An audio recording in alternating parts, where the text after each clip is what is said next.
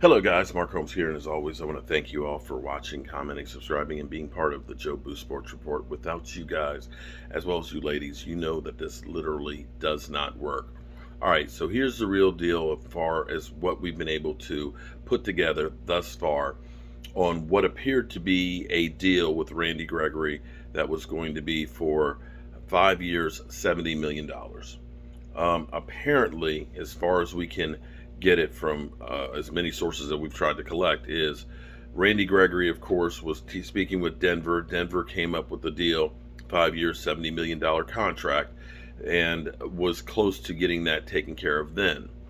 Jerry Jones made it his mission to try and make sure that he interjected and did everything he could to bring Randy Gregory back, and initially had Randy Gregory ready to sign and be on that same contract number. Unfortunately, after basically sides had agreed, Stephen Jones tried to put some different language into the contract. We don't know exactly what the language was, but probably was an off-ramp on the contract and out for the Dallas Cowboys that would make it favorable. And once that was come to light, Randy Gregory and his agent kind of said, thanks, but no thanks. We're going to take the offer in Denver, which did not have this. So in my mind, if you were originally taking the contract that was 5 years, $70 million contract back to the Dallas Cowboys and saying, here's the contract, once you decided to put some other language in here, which is an out for the Dallas Cowboys to protect themselves, not that I'm saying that that's not a bad thing for the Cowboys, this is no longer the same deal that's over here. You are now offering less.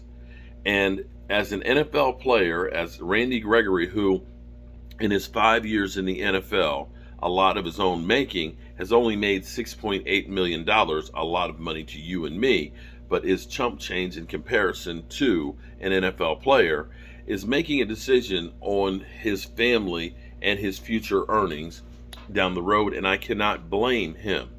Unfortunately, the Dallas Cowboys have a Stephen Jones problem. There's an old saying that the first generation builds the great company. The second generation is the one that destroys it. If you believe in that analogy, you have to sit here and believe that is what's going to happen with Stephen Jones at the helm. We can point to and say that we have greedy players and, we shouldn't have paid this guy and that guy. You can really point to Stephen Jones and his desire to have a deal. I've had customers that no matter what deal you give them, I can go through and say, I'm 25% lower than the next guy. We're going to do some extra things that you didn't even dream of in this deal. It's a great package. Anybody would look at this deal and say, my God, that's a great thing. Jump on it. That same customer that is already getting the 25% off, that is getting a few things thrown in, will still try to nickel and dime you down even more. And the problem with that same customer, you go ahead and bend to those ways and do a little bit more and cut down your profit even more. Those are the same customers that will nitpick you to death and drive you crazy. The ones looking for a deal. And this, alas, is Stephen Jones. You got a decent deal for Randy Gregory that another team is willing to do. Instead of saying, okay, we got this. This is a good deal for us. I want a little bit more. And that is the greed that screwed this deal up. And if you go through and you think about when they waited on Dak Prescott's contract, they could have had Dak Prescott back when Kirk Cousins was signing his first deal for about 28, 29 million. But it was them that waited and put him on the franchise tag. It was them that waited till the market ascended. It was them that kept waiting and made the contract as high as it was. You can point back to not having cash because he decided that we need to sign Jalen Smith early.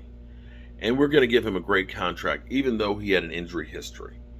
I hope that 2 years from now, we're not going to look at the contract of Michael Gallup and say, what were we thinking about signing a guy who had an ACL injury and wasn't going to be ready to start the season? Stephen Jones does not understand how to do this job. Point blank. Point blank.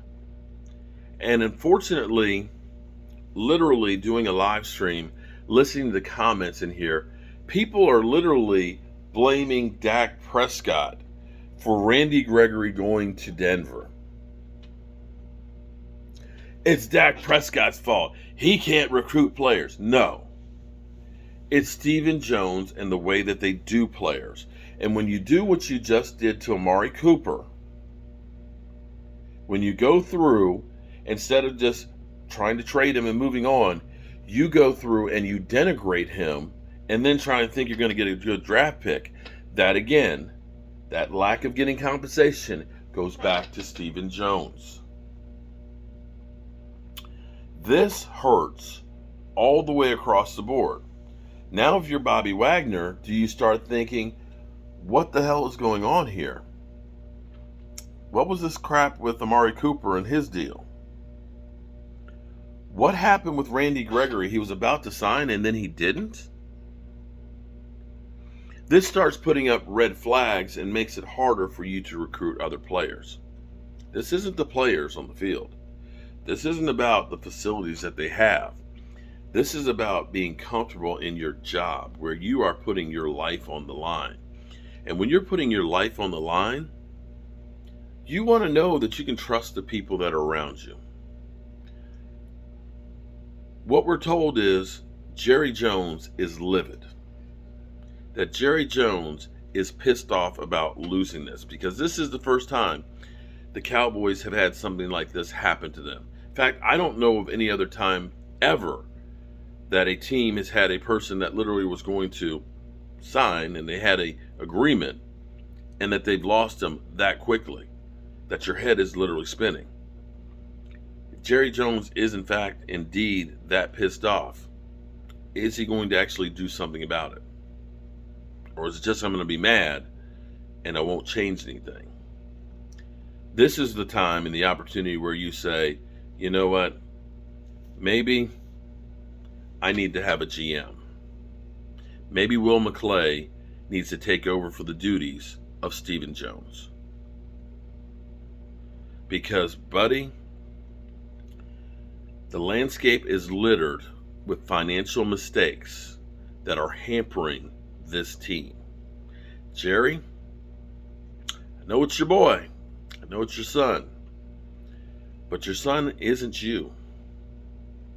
Your son does not have a clue. And you need to get a hold of this thing before it's too late and changes can't be made. Stephen Jones is not ready to be the owner of the Dallas Cowboys and GM like you are. He's just not. All the Cowboy fans out there, go ahead, blame Dak. Say Randy is greedy. But you're really missing the real picture here. The real problem is Stephen Jones.